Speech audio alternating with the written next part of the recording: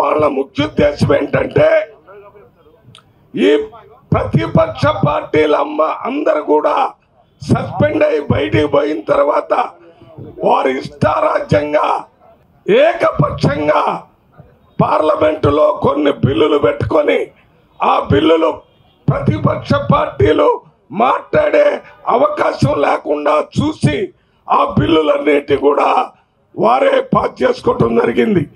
ఇదే విధానాన్ని భవిష్యత్తులో కూడా చేస్తామనేటటువంటి ఒక మెసేజ్ని భారతదేశ ప్రజలకు ఇవ్వటం జరిగింది.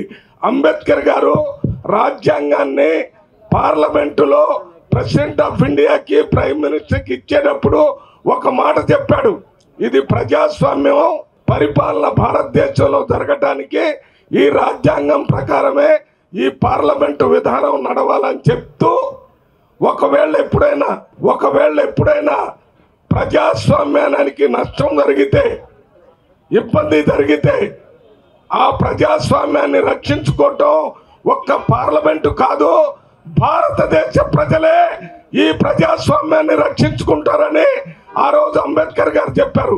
ఇది నేను ఎందుకు చెప్తున్నానంటే రేపు వచ్చేటటువంటి జనరల్ ఎలక్షన్ లో భారతదేశ ప్రజలే ఈ ప్రజాస్వామ్యాన్ని రక్షించుకొని ఈ బీజేపీ ప్రభుత్వాన్ని ఎన్డీఏ ప్రభుత్వాన్ని చాపలో చుట్టి మన సముద్రంలో బంగాళాఖాతంలో పడేసే రోజులు దగ్గరలో ఉన్నాయి. దీనికి భారీ మూల్యాన్ని బీజేపీ ప్రభుత్వం చెల్లించాల్సి ఉంటుందని వారిని హెచ్చరిస్తూ ఇండియా టీం రాహుల్ గాంధీ గారు వారు ఈ భారత్ జోడో యాత్ర చేసిన తర్వాత ఈ ఇండియా టీం ఏర్పడిన తర్వాత భారతదేశ ప్రజలకు ఒక నమ్మకం వచ్చింది. రేపు కాంగ్రెస్ పార్టీ కానీ ఇండియా టీం కానీ భారతదేశంలో ప్రజాస్వామ్యాన్ని పునరుద్ధరిస్తారని, పరస్పర పరిపాలన నడిపిస్తారని, ప్రజాస్వామ్య పరిపాలన తెస్తారని నమ్మకం ప్రజల్లో కలుగుతున్న సందర్భంగా దానికి వ్యతిరేకంగా ఇవాళ మోడీ ప్రభుత్వం ఈ రకంగా 146 మందిని సస్పెండ్ చేయడాన్ని తీవ్రంగా ఖండిస్తూ ఒక్క తెలంగాణలోనే కాకుండా మొత్తం అన్ని రాష్ట్రాల్లో ఇవాళ ఇండియా టీం నాయకత్వంలో ఇది మెగా ప్రొటెస్ట్ని చేస్తూ ఉన్నారు.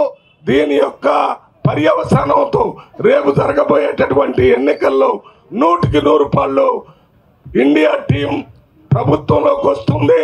బీజేపీ ప్రభుత్వం 100% బీజేపీ ప్రభుత్వం గద్దె దిగుతుందని మీ అందరికీ మనవి చేస్తూ నేను సెలవు తీసుకుంటున్నాను. జై హింద్, జై కాంగ్రెస్.